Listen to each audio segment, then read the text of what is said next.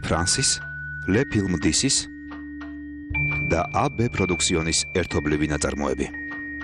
ფილმი გადაღებულია ტუტ ლისტუარის მონაწილეობით. სცენარის ავტორი და რეჟისორი სტან ნემანი. მუშების დრო.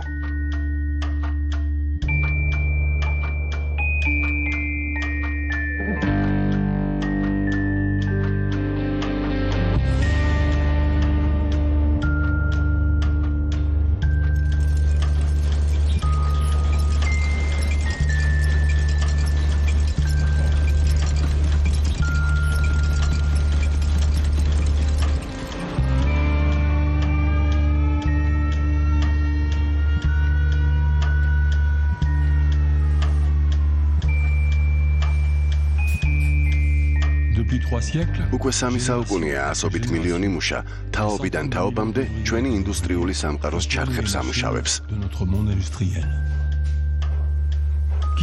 ვინ არიან? საიდან მოვიდნენ? რა უნდათ? რა აქვთ საერთო? რა განასხვავებთ? ისტორიამ შეცვალა ისინი და მათაც შეცვალეს ისტორია. გარდაქმნეს ჩვენი აზროვნება, ცხოვრების წესი. მათ გარეშე ვერც კოსმოსში გაფრენას მოვახერხებდით. მაგრამ რა ადგილი უჭირავთ მათ სამყაროში? ქარხნის დრო.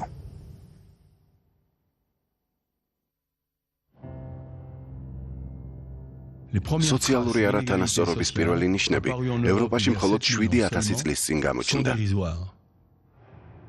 ესაა ბელადთა ჩონჩხები, ქვეშევრდომთა შრომის ხარჯზე შეძენილი გავლენის სიმბოლოებთან, იარაღთან და სამკაულებთან ერთად დამარხული.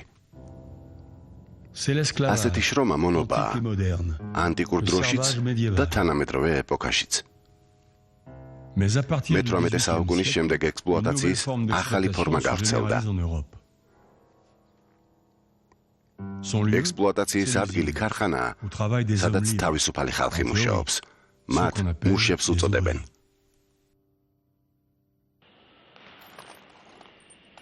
გვესაუბრება ჟისლენ ტორმოსი, ავტოქარხნის მუშა. ყუთებში ათასობით ჭანჭიკი ყრია. თუ 3 ჭანჭიკი გინდა, 3 ამოიღებ. დახედვა არ გვჭირდება. თითები გრძნობენ 3 ჭანჭიკს. რამდენჯერ მიფიქრია, ახლა ნამდვილად 5 ცალს ამოვიღებ მეთქი. მაგრამ არა. 3 ამიღია. თუ სხვა ყუთიდან 4 ჭანჭიკი დამჭირდა, ხელი 4-ს ამოიღებს. უბრალოდ გრძნობ. ხელს მე-4 ჭანჭიკი თუ წამოედო, გრძნობ და არ აიღებ. ეს მართლაც საოცარი უნარია. ძალიან გაწაფულები ვართ. სუპერ გაწაფული. ადამიანს თვალდახუჭილსაც შეუძლია თავი აარიდოს მომუშავე მექანიზმს. იმდენადაა შეჩვეული ამ სუნს, ხმაურს, ხმებს და რაც მთავარია, ზარის მუდმივ რეკვას. სულ რეკავს. თუ რამე სისულელის გაკეთებას აპირებ, რეკავს. ცვლა იწყება, რეკავს. ცვლა მთავრდება, თუ რაღაც შეგეშალა და სისულელი ჩაიდინე, რეკავს. ეს იდიოტური მელოდიური ზარი მთელი დღე გესმის. ეს შესვენების ზარია. სხვა მელოდია.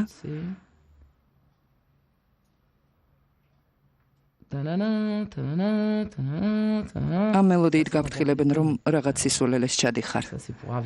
ანუ გასაფრთხილებლადაა, მაგრამ ვისი არ ვიცით. თუმცა გვიდგას დაფები, რომელზეც ადგილი ზუსტად ჩანს და უფროსი ხვდება ზარმა ვის გამო დარეკა.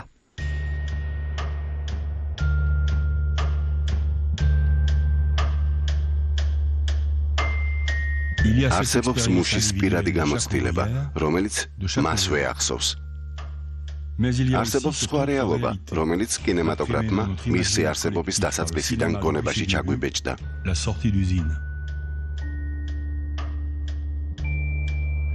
ეს კადრები 1900 წელს გადაიღეს მანჩესტერის მახლობლად.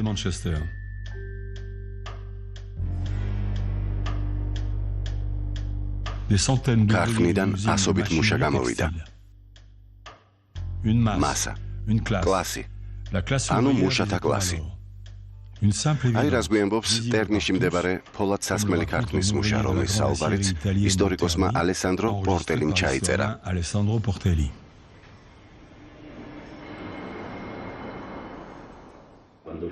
როცა მუშები ფოლადსასხმელი ქარხნიდან გამოდიოდნენ, მათ გზაზე არავინ არ უნდა ყოფილიყო. ხალხი მათი გამოსვლის მომენტს თავს არიდებდა. ცდილობდნენ იმ დროს ქარხანასთან არ მოხვედრილიყვნენ. გეგონებოდათ პამპლონის ხარები გამოუშვესო, ბევრი ველოსიპედით იყო. ველოსიპედების მდინარე. მართლა გეუბნებით, იმ დროს მათ გზაზე არავითარ შემთხვევაში არ უნდა აღმოჩენილიყავი და თუ ამ მდინარის საწინააღმდეგო მიმართულებით წასვლას მოინდომებდი, უთუოდ მუშების ტალღა წაგლეკავდა. იმდენი იყვნენ შეეძლოთ თავის გზაზე ყველაფერი წაერლეკათ. აი ეს იყო მუშათა კლასი. თუ მისი ნახვა გინდოდათ, ქარხნიდან გამოსვლისას უნდა გენახათ. შესვლით პატარა ჯგუფებად შედიოდნენ, გამოსვლისას კი ყოვლის წამლეკ ზვირთს გავდნენ. სისხლ ძარღვში გაჭედილი თრომბი გეგონებოდათ. მართლა ძალიან შთამბეჭდავი პროცესი იყო.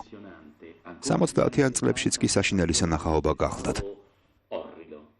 კაც შეეშინდებოდა. აქ 60-იანი წლების დასასრულზე ლაპარაკობს. ამბობს, საშინელი სანახაობა იყო და ხალხს აშინებდაო. მაგრამ ამავე დროს მხოლოდ აღფრთოვანების გამომხატველ სიტყვებს იყენებს. ეს წინააღმდეგობრივი გრძნობა ამის ყველა მუშის ნაამბობში შეგვხვდა. მათში შიში და სილამაზე ერთმანეთს ერწყმის და სინთეზს ქმნის. ეს ადამიანთა გრძნობების მდინარე ერთდროულად მომხიბლავიც არის და შიშის მომგვრელიც. რაც რომანტიკოსთათვის ღვთაებრივი სინთეზია. დიდი იტალიელი პოეტისთვის, ჯაკომო ლეოპარდისთვის ღვთაებრივი სინთეზი იყო მაგალითად ვეზუვი, რომელიც საშიშიც არის და ამავე დროს უაღრესად ლამაზიც.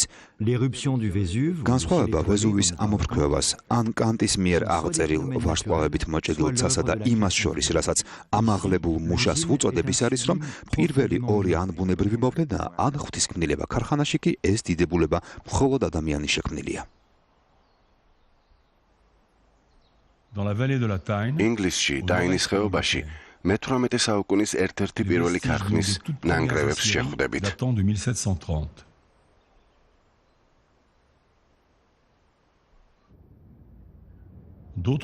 შედარებით ახალი ნანგრევები, რომელთა მსგავსის ნახვა მთელ ევროპაში შეიძლება, ბელგიაშია.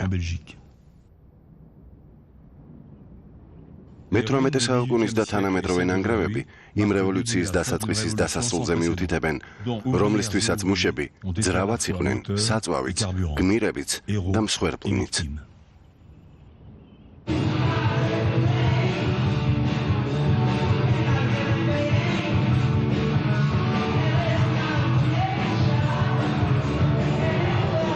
ნოელ 1977 წლის შობა, ინგლისი, იორკშირი.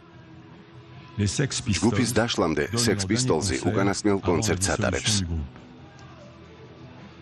იმ დღეს გამართული კონცერტი გაფიცულ მეხანძრეთა შვილების მხარდასაჭერი ღონისძიებაა.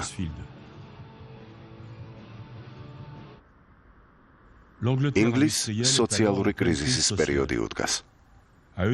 სხვადასხვა ქალაქში ქარხნები ერთი მეორის მიყოლებით იხურება. განსაკუთრებით კი ორსაუკუნოვანი ძაფსართავი ქარხნები. მათი განვითარება მე-18 საუკუნის დასაწყისში საფეიქრო წარმოების მკვეთრი ზრდით დაიწყო.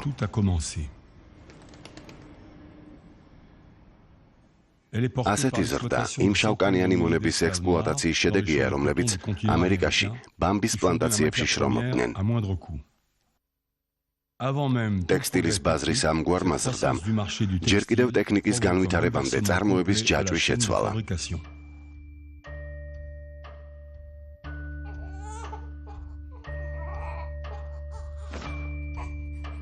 მანამდე ფეიქრებს საკუთარი საქსოვი დაზგა ჰქონდათ და ოჯახთან ერთად მუშაობდნენ. აი ასეთი ფორმით ვაჭრისგან ბამბას ან სელს ყიდულობდნენ. ართავდნენ, ქსოვდნენ, რომ იმავე ვაჭრისთვის მიეყიდათ.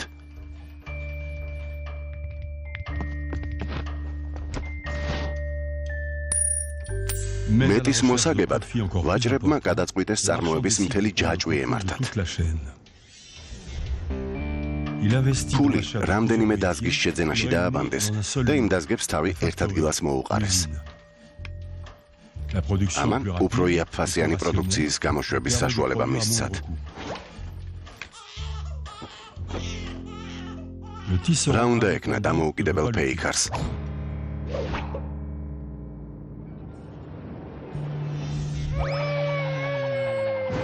სამუშაოდ ფაბრიკაში წავიდა იმ ვაჭართან, რომლისთვისაც სამუშაო ძალა უნდა მიეყიდა. ამას ქარხნული სისტემა ჰქვია. ფაბრიკა ქარხნები მუშათა კლასის დამამზადებელ მანქანად იქცა, რომელიც ნედლეულად ხელოსნებს და წვრილ გლეხობას იყენებდა. ეს ხალხი იძულებული იყო ემუშავა საფეიქრო ფაბრიკებში, რომლებიც მე-18 საუკუნის მეორე ნახევრის ინგლისში მრავლდებოდა. ეგრეთ წოდებული ინდუსტრიული რევოლუცია ეკონომიკური რევოლუციით დაიწყო.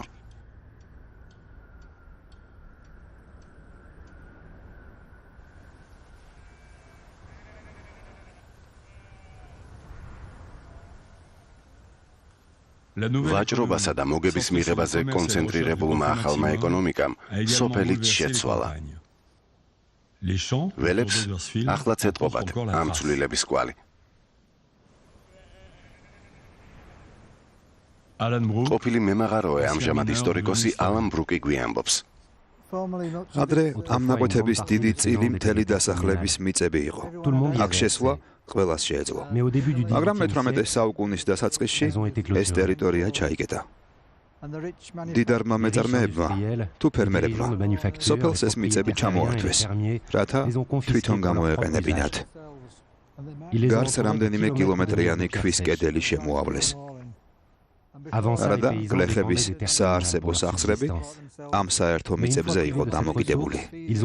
როცა ეს რესურსი დაკარგეს, იძულებულები გახდნენ ქალაქში წასულიყვნენ და სამუშაო ეძებნათ საფეიქრო ინდუსტრიაში, რომელიც სწრაფად ვითარდებოდა. ამდენად სამუშაო ძალა, რომელსაც პირველ ქარხნებში იყენებდნენ, იძულების გზით იყო მოპოვებული. არა, ფიზიკური ძალადობით არ გამოუყრიათ, მაგრამ შექმნილმა ვითარებამ მათი ცხოვრების წესს სიცოცხლის უნარიანობა დაუკარგა. არსებობის გასაგრძელებლად გლეხები იძულებულები იყვნენ ქალაქში, ქარხნებში ემუშავათ. იძულება აშკარად გამოვლენილი არ იყო, მაგრამ ეს არ ნიშნავს, რომ არ არსებობდა. მიწების შემოღობა იძულების ერთ-ერთი საშუალება იყო. მან გლეხები ახალ ინდუსტრიულ ქალაქებში სამუშაოს საძებნელად გაყარა. ბუნების დიქტატურა ქარხნის საათის დიქტატურამ შეცვალა. თუმცა ბუნება ბევრად კეთილი ბატონი იყო.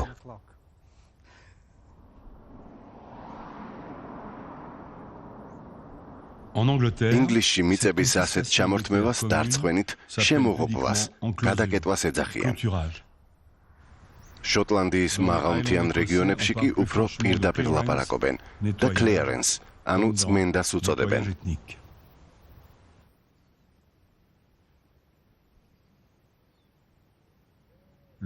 წმენდის დროს გლეხობას თავიანთი მიწებიდან ყრიდნენ და სახლებს უნგრევდნენ, რომ უკან აღარ დაბრუნებულიყვნენ. ეს ხანდახან ერთ ღამეში კეთდებოდა. იმ მიწებზე გლეხებს ცხვრები ცვლიდნენ, რადგან მატყლით ვაჭრობა ძალიან მომგებიანი იყო. 1848 წელს არიკონანის წმენდა ჩატარდა. მოგვითხრობს ისტორიკოსი არტურ მაკაივორი. პოლტალოკელ მალკომებს აქ მიწები ჰქონდათ. ასევე ჰქონდათ სიმდიდრე, რომელიც იამაიკის პლანტაციებმა და რომით, სუნელებით, ბამბით, მონებით ვაჭრობამ შესძინა. ხოდა პოლტალოკელმა მალკომებმა გადაწყვიტეს სასოფლო-სამეურნეო ტექნიკით მისი რაციონალურად გამოყენებით ტრადიციული სოფლის მეურნეობა ნელ-ნელა მოეშალათ. ისინი ყველაფერს აკეთებდნენ იმისთვის, რომ მიწების არენდატორები თავიდან მოეშორებინათ, რათა ამ მიწებზე თავიანთი ფერმები გაედიდებინათ. ნაკვეთებს აერთიანებდნენ, რათა მერე ის ტერიტორია ცხვრის გასამრავლებლად გამოეყენებინათ. ამ ყველაფრის მთავარი მიზანი კი სოფლის მეურნეობის კომერციალიზაცია და მისი შემოსავლიანობის ზრდა იყო. შოტლანდიელი გლეხების გაყრას, ამ წმენდას, რომელიც მთელი მე-18 საუკუნე გრძელდებოდა, ძალიან სერიოზული შედეგები მოჰყვა. 10,000-ობით შოტლანდიელი არენდატორი საზღვარგარეთ წავიდა, ან ინდუსტრიულ ქალაქებში გადასახლდა. გამოდის იმ ცვლილებების გარეშე, რომლებიც სოფლებში განხორციელდა და რომლებმაც ქარხნები თუ მაღაროები სამუშაო ძალით უზრუნველყვეს, ქვეყნის ინდუსტრიალიზაცია უბრალოდ შეუძლებელი იქნებოდა. მთიან რეგიონებში იმავე წმენდამ კელტურ კულტურასთან დაკავშირებული ტრადიციული ცხოვრების წესი გაანადგურა. საბოლოოდ გააქრო. ახლა კი პატარა ნახტომი გავაკეთოთ დროში და დავინახავთ, რომ მე-20 საუკუნის დასასრულს დეინდუსტრიალიზაციის პროცესში ასევე განსაკუთრებით განადგურდა დინამიკური მუშათა კლასის ცხოვრების წესი. ამდენად შეიძლება ითქვას, რომ განმეორებად სქემებთან გვაქვს საქმე, რადგან 2 საუკუნის შემდეგ კვლავ ვხედავთ იმავე ზიზღს ადამიანური ღირებულებებისა თუ თემური ცხოვრებისადმი და კონკურენციაზე დაფუძნებული ანონიმური სისტემის გაბატონებას.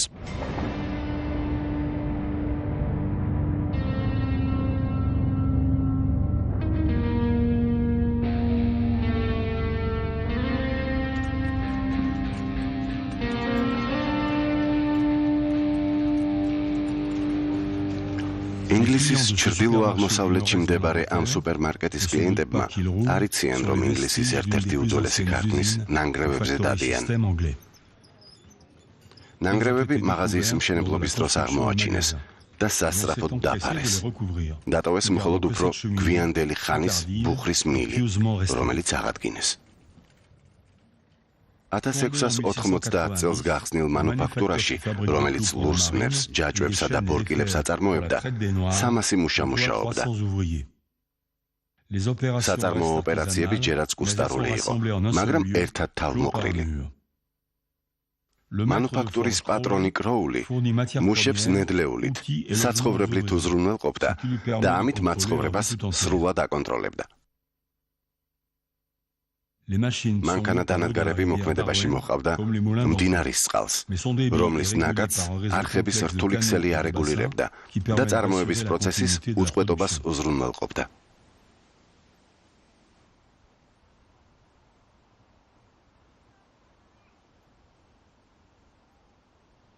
ნანგრევებში თვით კროულის ხელმოწერა აღმოაჩინეს.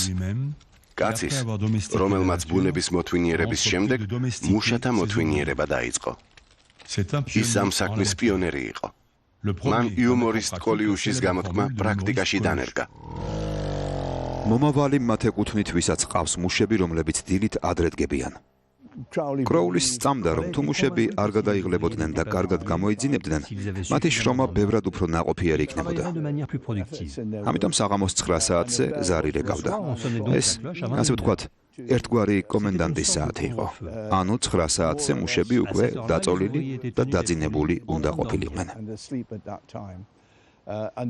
ზარი დღის განმავლობაში რამდენჯერმე რეკავდა. მაგალითად, დასვენების საუწყებლად, სადილის საუწყებლად და ასე შემდეგ. ამგვარად მუშები გამუდმებული ზეწოლის ქვეშ იყვნენ. როგორც კი ზარი დარეკავდა, მუშაობა უნდა დაეწყოთ. ზარი დარეკავდა თუ არა, უნდა დაწოლილიყვნენ. ზარი დარეკავდა და შესვენებაზე უნდა გასულიყვნენ. აი სწორედ ასე დაიწყო ქარხნული სისტემის, ქარხნული დისციპლინის ჩამოყალიბება. მაშინ როცა ხელოსნები თავიანთ საკუთარ სახლებში მუშაობდნენ და მუშაობის რიტმს თვითონვე განაგებდნენ. ანუ აკეთებდნენ იმას, რაც უნდოდათ და როცა უნდოდათ. დროის იძულებითი განაწილება მათთვის არ არსებობდა. კროული ჩვენთვის ცნობილი პირველი შინაგანაწესის ავტორია.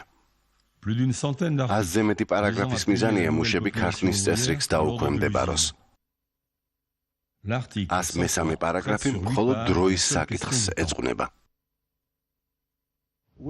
შევამჩნიე, რომ იმ მუშათაგან, რომლებსაც გასამრჯელოს დღიურად ვუხდი, ზოგი არაკეთილსინდისიერია და დღის განმავლობაში არ ასრულებს იმ სამუშაოს, რომელშიც დღიურ ხელფასს ვუხდი. ამიტომ ვაცხადებ, რომ კვირაში 80 საათიან მუშაობად მხოლოდ ნაყოფიერი მუშაობის დრო ჩაითვლება. ანუ ასანაზღაურებელ დროს გამოაკლდება ტავერნებში, დუქნებში, კაფეებში, სადილობაში, ბაღშმობაში, ძილში, თამაშში, კამათში, ჩხუბში თუ ისეთ საკითხებზე ლაპარაკში გატარებული დრო, რომელიც ჩემს ქარხანას არ არგებს და არანაირად არ ეხება. ანუ, სხვა სიტყვებით რომ ვთქვათ, მუშებს ეუბნება, თუ ჩემთვის მუშაობთ, მთელი დრო იმას უნდა მოახმაროთ, რისი გაკეთებაც ჩემს საწარმოში გევალებათო. ჩემს მუშებს ღვინის სმაში, ყავის წრუპვაში, ერთმანეთთან კამათში ან რაიმე ამგვარში, დროის დაკარგვა არ ეპატიებათო.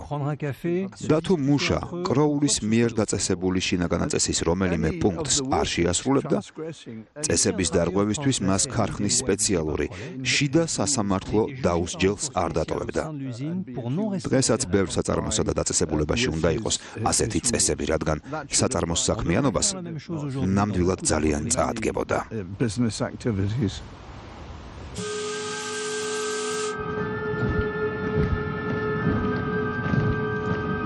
მეტროპოლისი, ფრიც ლანგის ფილმი. საბაზრო ეკონომიკისთვის მთავარი დროა. დრო შეწყობილად ამუშავებს ადამიანებს და ვაჭრობის სისტემას. დრო ვისთვის ფულია, ვისთვის ბორკილები.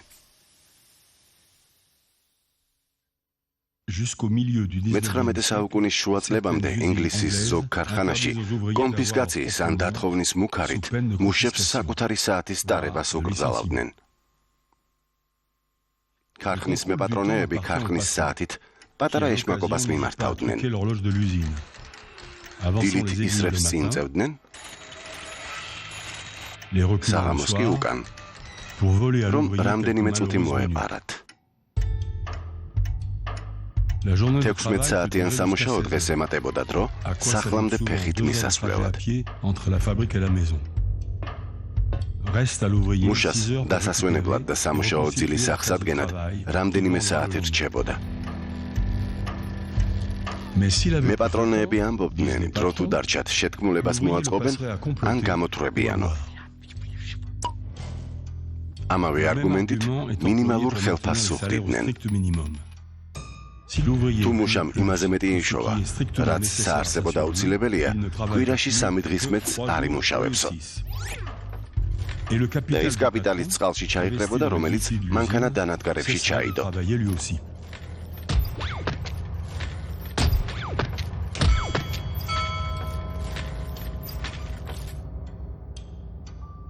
მეპატრონეები ინგლისის სასამართლოებში ხშირად იმეორებენ. მუშა კვირაში 6 დღე თუ არ მუშაობს, მოგებას სხვა გარკვინებს. გძარცვავს.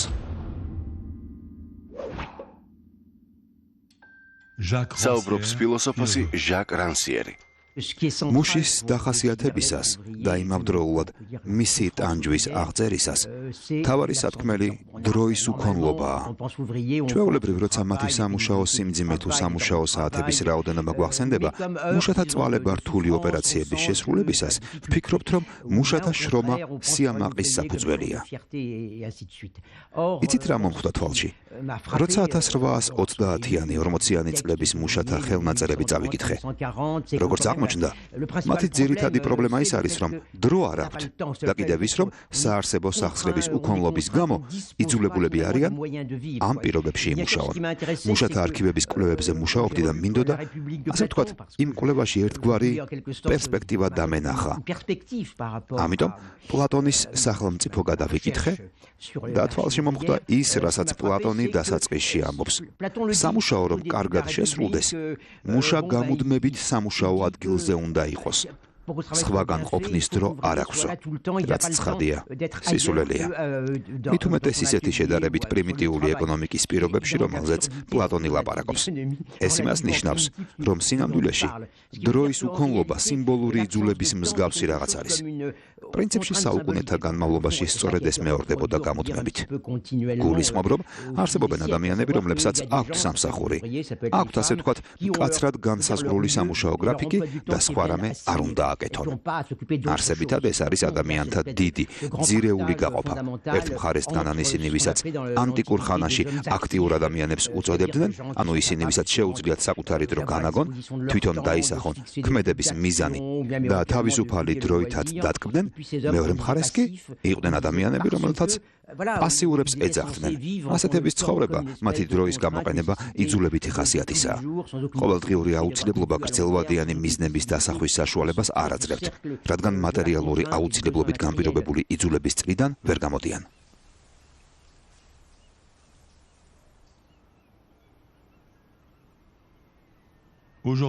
დღეს ბრეტანში ჟოზეფ პონტუსი კვების მრეწველობის საწარმოს მუშაა.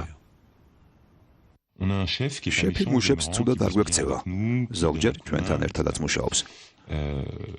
მუშაობას ყოველთვის თავის დროზე ვამთავრებთ. სხვები მეტსაც მუშაობენ, მაგრამ ჩვენ არა. ერთხელ ორშაბათ დღეს დასვენებული მივედით და მუშაობა კარგად წავიდა. 5 ძროხა დაგვჭა დასაჭრელი. დაჭრას 5 წუთი უნდოდა. ჰოდაბარემ დავჭერით. ბიჭებმა სავალდებულოზე მეტხანს იმუშავეს. უფროსმა ისე გვითხრა, გმადლობთო, თითქოს სასწაული მოხდა. მეორე დღეს სამუშაოს 10 წუთით ადრე მოვრჩით. 10 წუთით ადრე. ვიფიქრეთ, 10 წუთის გამო არ გვაყურყუდებდა. მაგრამ გითხრა, 10 დაკურული ძროხა მივიღეთ. დავჭრათ, საქმე წინ წავიგდოთო. სახლში რომ დავბრუნდი, ვიტირე. ამატირა იმ დამცირებამ. ჩემთვის დამცირება იყო. დამცირება დაღვიქვი. ჩვენი შეფი მშრომელი კაცია, მაგრამ მგონი მენეჯმენტის სკოლა არ დაუმთავრებია. ვერც კი მიხვდა, როგორ მოგვექცა. რომ 10 წუთით ადრე არ გაგვიშვა. დრო ხომ იმდენად ძვირფასი რამეა.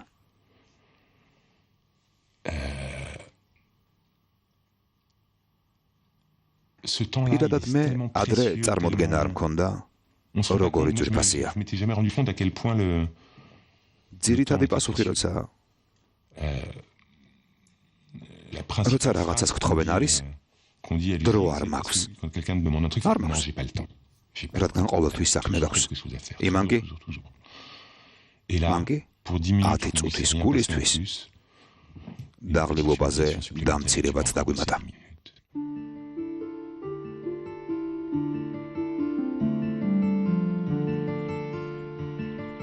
Once our valleys were ringing with sounds, oh, children singing, but now sheep bleat to the evening and shillings stand empty and broken. New Lanarki. მე-19 საუკუნის დასაწყისის ძაფსართავი ფაბრიკა. დინარე კლაიდის ნაპირზე ძველ სოფელ ლანარკიდან რამდენიმე კილომეტრის მოშორებით დგას. შენობები თავისი მასშტაბებით გაოცებს, თუმცა განსაკუთრებული არაფერია. ესაა ფაბრიკის საამქროები და საცხოვრებლები მუშებისთვის და მათი ოჯახებისთვის, რომლებიც მე-20 საუკუნის შუა წლებამდე აქვე ცხოვრობდნენ.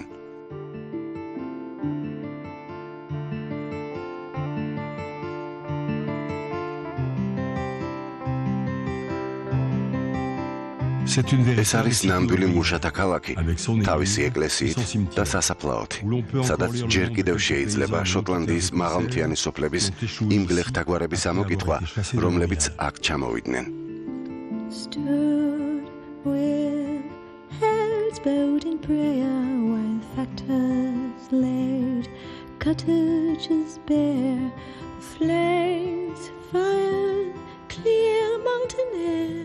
And many were dead in the morning. New Lanarki მდინარის პირასაა გაშენებული. მისი ტექსტილის ფაბრიკის დანადგარებს დინარე კლაიდის წყალი ამუშავებდა. მე-19 საუკუნის დასაწყისში ისევ ტრადიციული ენერგიის წყარო გამოიყენებოდა. ინოვაციები მხოლოდ მექანიკური იყო. კერძოდ გაჩნდა მულჟენი, რომელსაც ფრანგულად ჟანეტი დაარქვეს. ეს იყო ავტომატური ძაფსართავი დაზგა, რომელიც მე-18 საუკუნის ბოლოს გავრცელდა. მულჟენიმ ძველი ძაფსართავი ჯარა შეცვალა. ათეულობით მმართველმა კი სამუშაო დაკარგა. თუმცა მუშახელის მოთხოვნილებაც გაჩნდა.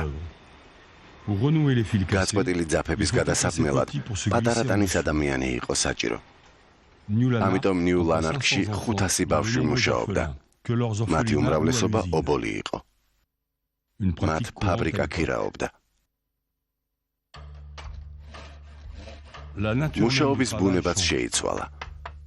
საქმის ცოდნამ, რომლითაც ხელოსნები ამაყობდნენ და იმან რომ შეეძლოთ რაღაც დამოუკიდებლად ეწარმოებინათ, ფასი დაკარგა.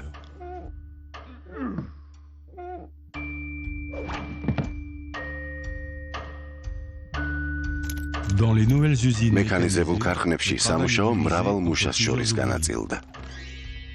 დანადგარების წყალობით საქმე კიდევ უფრო ადვილად გასაკეთებელი გახდა. იქ მუშაობა ქალსაც შეეძლო და ბავშვსაც.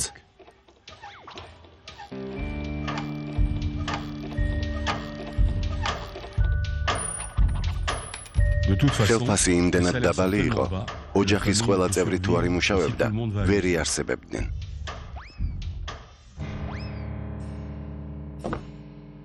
ბავშვები 5 წლის ასაკიდან მუშაობდნენ. მათ გაცილებით ნაკლებს უხდიდნენ, თუმცა უფროსების გვერდით მათაც დღეში 16 საათი უწევდათ მუშაობა.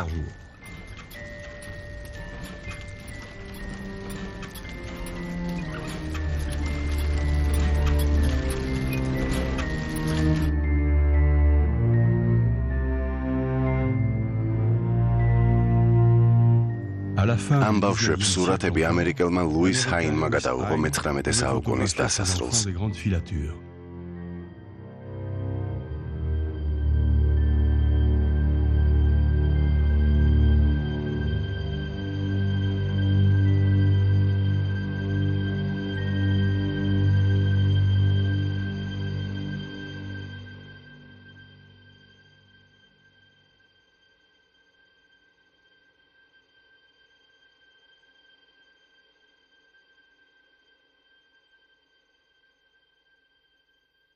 ნიუ ლანარკის ფაბრიკა ასევე ტურისტებსაც იზიდავდა.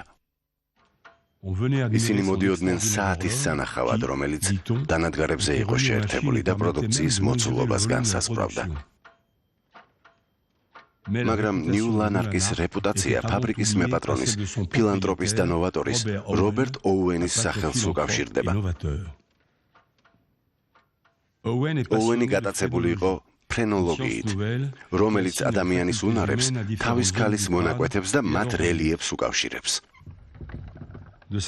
ამ მატერიალისტური თვალსაზრისის საფუძველზე ოუენმა დაასკვნა, რომ ადამიანის სრულყოფა შესაძლებელია. მან გამოიგონა silent monitor-ი, მდუმარე დამკვირვებელი, ხის პატარა კუბები, რომლებიც სამუშაო ადგილებზე მიამაგრა.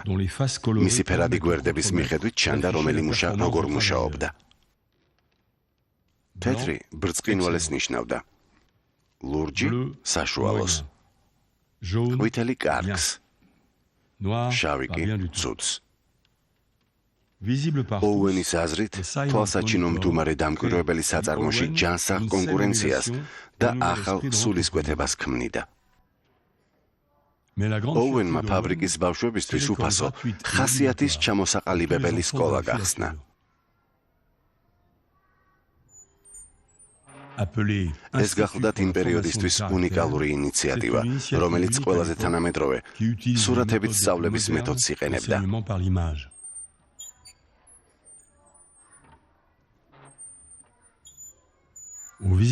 განსაკუთრებულ სტუმრებს ბავშვები საცეკვაო წარმოდგენას უჩვენებდნენ.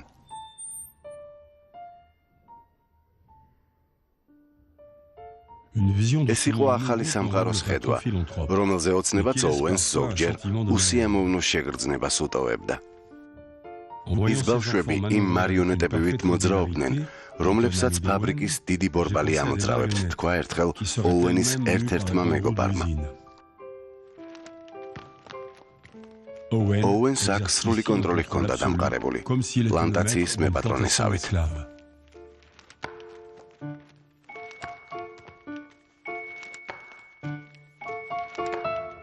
თუმცა ეს ტირანია ბევრად სჯობდა ტირანიას, რომელსაც მე-18 საუკუნეში ინგლისელი მუშები უძლებდნენ.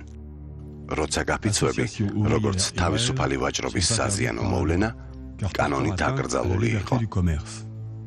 მხოლოდ ძალიან ძველი პროფესიების წარმომადგენლები იყვნენ ორგანიზებული გაერისკად. მაგალითად ლონდონელი ნახშირის მტვირთავები. მათ 1768 წლის გაფიცვის დროს სიტყვა სტრაიკი გაფიცვა დანერგეს. აიძულეს გემები აფრები დაეშვათ, თავი დამარცხებულად ეცნოთ და ნაპირთან მდგარიყვნენ. ვინც გაფიცვას ვერ ახერხებდა, მიმართავდა ძველებურ, ტრადიციულ, სპონტანურ, შმაგ ამბოხებას, რომელიც შიმშილით და ხორბლის გაძვირებით იყო გამოწვეული და რომელსაც უფრო ქალები აწყობდნენ. გადამყიდველებს თავს ესხმოდნენ და სამართლიან ფასებს ითხოვდნენ. სოციალურად სრულიად დაუცველ მუშას არც ხელშეკრულება გააჩნდა, არც არანაირი გარანტია და გამუდმებით უარესი საშიშროება ემუქრებოდა. კერძოდ სრული სიღატაკე, რომელსაც ეგრეთ წოდებული ღარიბთა კანონი დანაშაულად უთვლიდა. უმუშევარს workhouse-ში შრომა გასწორების სახლში მოხვედრა ელოდა, რაც ბავშვისთვის თუ დიდისთვის ნამდვილი კატორღა იყო.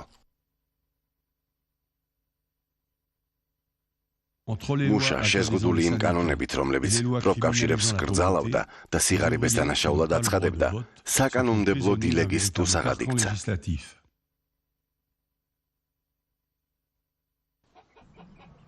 ეს არის ინაკი, დიდი ურო. ეს ასლი 2012 წელს ლუდიტთა აჯანყების 200 წლისთავის აღსანიშნავად დამზადდა.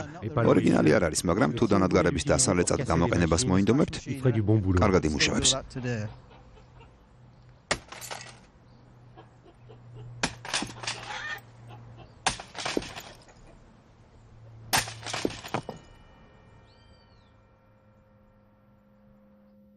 ეს ის დიდი უროა, რომელიც 1812 წელს ინგლისში იორკშირის მოსახლეობამ გამოიყენა იმ დანადგართა დასამსხვრევად, რომლებიც მათ არსებობას ემუქრებოდა. ეს ურო ჰადერსფილდის მუზეუმში ინახება, წესრიგის დამცველთა, ხელკეტებთან და ჯარისკაცის ხმალთან ერთად. მთავრობამ ასობით ჯარისკაცი გაგზავნა აჯანყების ჩასახშობად. ამ ხელა ამბოხება ინგლისს მე-17 საუკუნის მერე არ ენახა.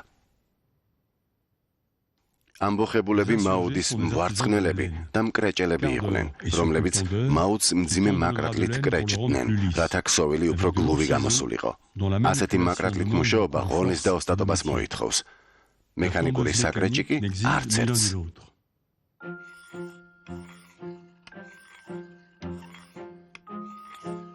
1812 წლიდან იორკშირში მექანიკური საკრეჭი გავრცელდა.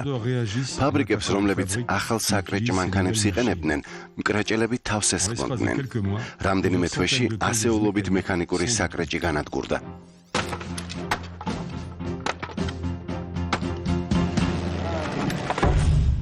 ამ ადამიანთა დაჭერისთვის ჯილდო დაწესდა. პარლამენტმა კენჭი უყარა კანონს, რომელიც დანადგარების გამანადგურებლებს სიკვდილით დაემუქრა. აჯანყებულები დაიჭირეს და დასაჯეს. მაგრამ მუშათა აზრით, მითიური გენერალი ლუდი, რომელსაც აჯანყებულები თავმდებად მიიჩნევდნენ, როგორც რობინ ჰუდის ტრადიციათა გამგრძელებელი, ყველაფერს გამოასწორებდა. მხოლოდ გენერალ ლუდს სურს სიკეთე ღარიბთათვის. ვკითხულობთ საიდუმლო შეკრების საშუზე.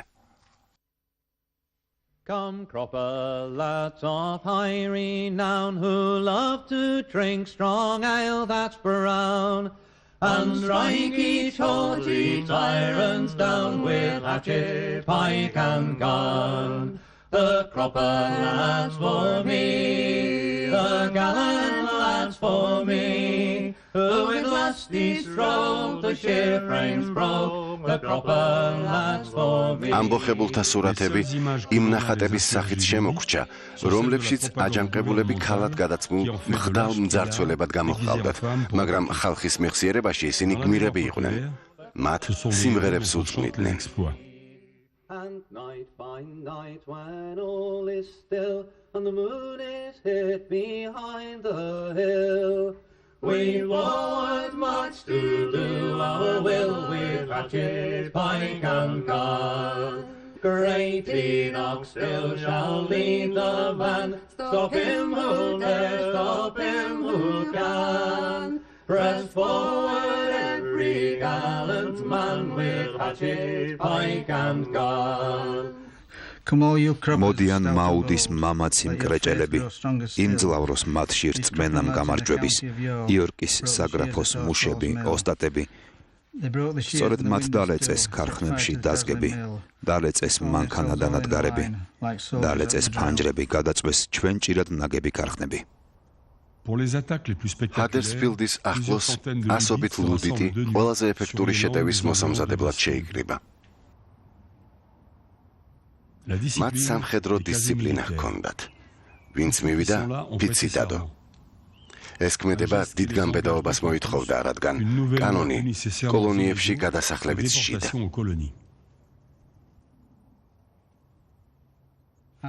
ნებაყოფლობით და საზეიმოდ ვფიცავ, რომ არსად ღია ცისქვეშაც კი არავის გავუმხელ იმ ადამიანთა სახელებს, რომლებიც ჩვენი საიდუმლო კომიტეტის შემადგენლობაში შედიან.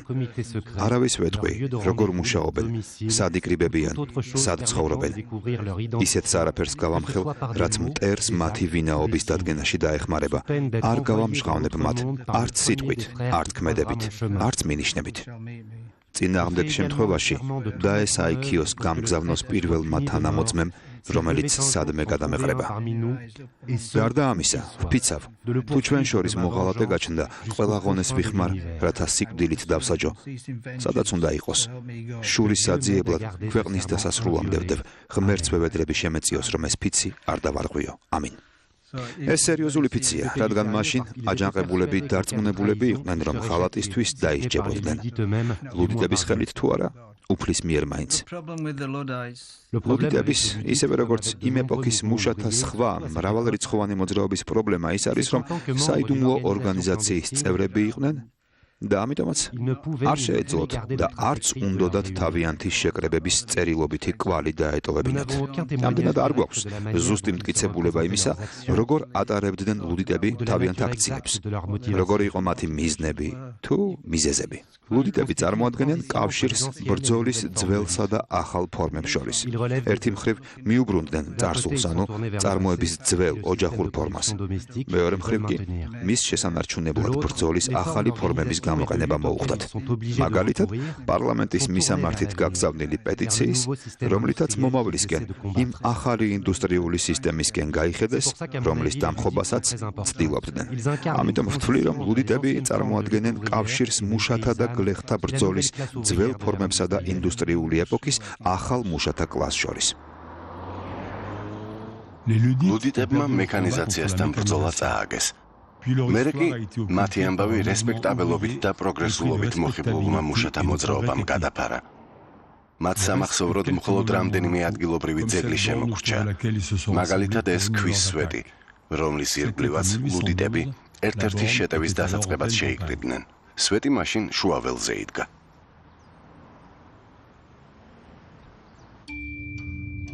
ოცდაათი წლის შემდეგ კი ინდუსტრიული რევოლუცია ახალი სახით წარმოგვიდგა. ქარხნის მილებიდან კვამლი ამოდიოდა და მატარებლის ხმა ისმოდა. ჰიდრავლიკური ენერგია ორთქლის ენერგიამ შეცვალა. ახალი ინდუსტრიული საუკუნე დადგა.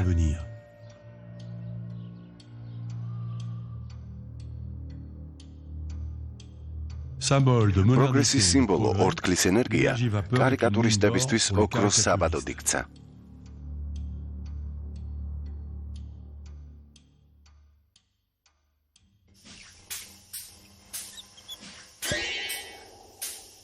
მუშებს დიდად არ გახარებიათ.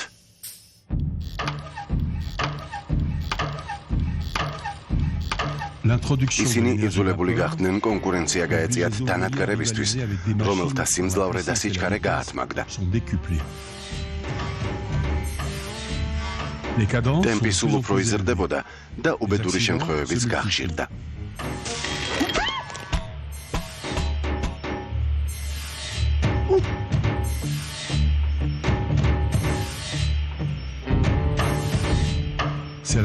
ეს პროგრესის საფასურია, ამბობდნენ გუშინ და ამბობენ დღესაც.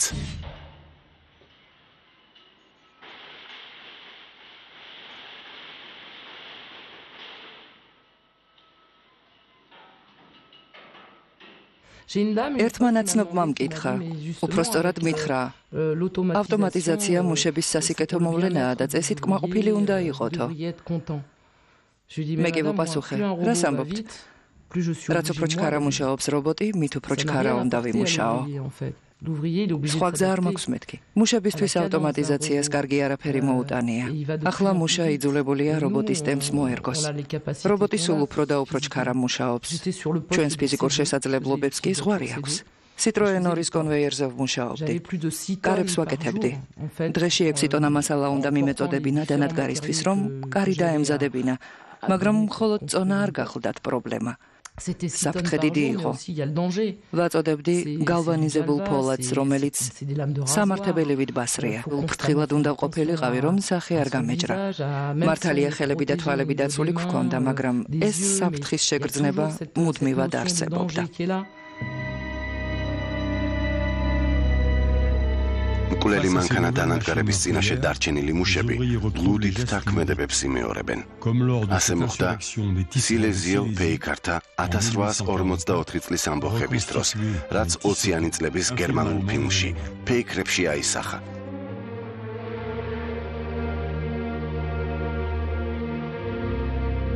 ამ გერმანელ ლუდით თარქმედების პირდაპირ მტკიცებულება არ გვაქვს, მაგრამ ერთი იმდროინდელი რომანი მათი სახელით მოგვითხრობს. საუბრობს ისტორიკოსი სტეფან ბერგერი. თუ გვინდა ის გავაკეთოთ, რაც ინგლისელებმა გააკეთეს, ორთქლის მანქანები უნდა დავამსხვრიოთ და საწამებელი სახლები, ანუ ქარხნები მიწასთან გავასწოროთ. ჩემი ორი შვილი სახლშია და წევს. ერთი წლის წინ სავსებით ჯანმრთელები იყვნენ. მერე კი ერთმა ხელი დაკარგა, მეორემ ფეხი. გლინავმა ჩარხმა დაუმსხვრია. ახლა ცხოვრების ბოლომდე ხეიბრები იქნებიან და დღე და ღამე ჭილოფის მქსოველებად უნდა იმუშაონ, რომ რამდენიმე სუ იშოვონ. ქარხნის მეპატრონემ ჰერზუსლიხმა კომპენსაციის სახით ერთი სუც არ მისცა. განაცხადა, მათი ბრალი იყო. ის და საერთოდ მთელი სამყარო ხალხის დასახიჩრების მეტს არაფერს აკეთებენ. ჩემი შვილებისთვის ჯობდა დახოცილიყვნენ. ციტატის დასასრული. ეს ციტატა გვიჩვენებს, რა აზრის იყო მისი ავტორი ქარხნების მეპატრონეთა ამორალობაზე. ასეთი ხალხი მხოლოდ მოგებაზე ფიქრობს. არანაირი თანაგრძნობა არ გააჩნია იმ მუშების მიმართ, რომლებიც წარმოების ბოლო რგოლი არიან. დანადგარებთან მუშაობენ, სახიჩრდებიან. უბედური შემთხვევის მსხვერპლი ხდებიან და სიკვდილამდე ხეიბრებად რჩებიან. ამ ყველაფრიდან გამომდინარე ზოგიერთები ასკვნიან, რომ თავისი გამამწარებლები, ანუ მანქანა დანადგარები უნდა გაანადგურონ. როგორც ჩანს, ინგლისი მისაბაძ მაგალითად მიიღეს, იმიტომ რომ იქ განვითარდა ლუდიზმის პირველი ფორმები, რომლებიც უდავოდ ყველაზე გავრცელებული და უკიდურესი ფორმებიც იყო. დიახ, იქ განვითარდა, რადგან ახალი ინდუსტრიული რეჟიმი პირველად იქ დამყარდა. ამრიგად ინგლისში მომხდარი ლუდისტური აჯანყებიდან 20 წლის შემდეგ გერმანიაშიც დაიწყო ბრძოლა მანქანა დანადგარების წინააღმდეგ. რა თქმა უნდა, ხალხმა იცოდა, რომ ეს ყველაფერი უკვე მოხდა ინგლისში. და ამ თვალსაზრისით ბრიტანეთის ინდუსტრიული რევოლუცია და გამოცდილება, რომელიც ინგლისის მუშათა კლასმა შეიძინა, მთელი კონტინენტის მუშებისთვის მისაბაძ მაგალითად იქცა. სიკვდილი ტირანებს.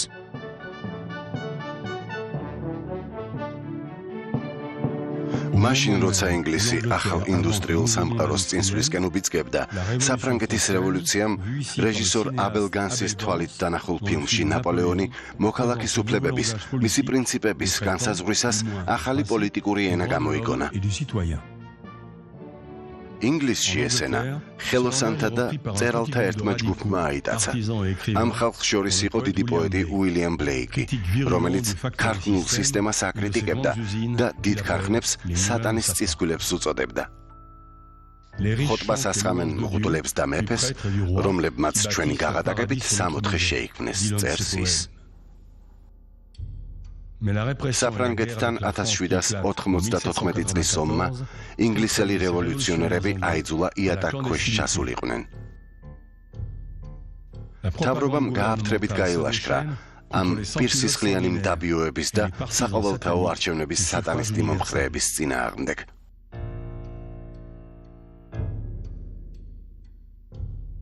განსაკუთრებით მიზანში ამოიღეს ტომას პეინი და მისი პამფლეტი ადამიანის უფლებები, რომელიც 200,000 ეგზემპლარად გამოიცა და მაღაროელებსა და მუშებს შორის გავრცელდა.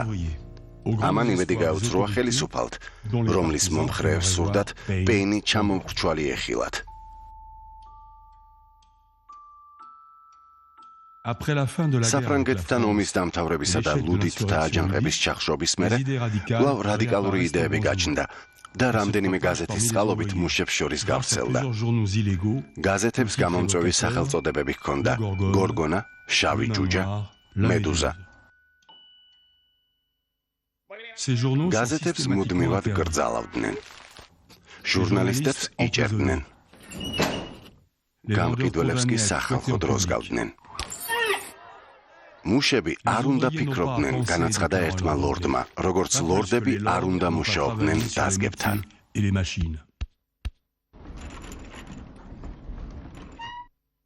გაჩნდა რადიკალური იდეები. ხალხი გაიყო იმათ კლასად, ვინც აწარმოებს, ანუ მწარმოებელთა კლასად, და მათ კლასად, ვინც წარმოებით სარგებლობს, ანუ პარაზიტებად, წერდა გორგონა. On the 16th day of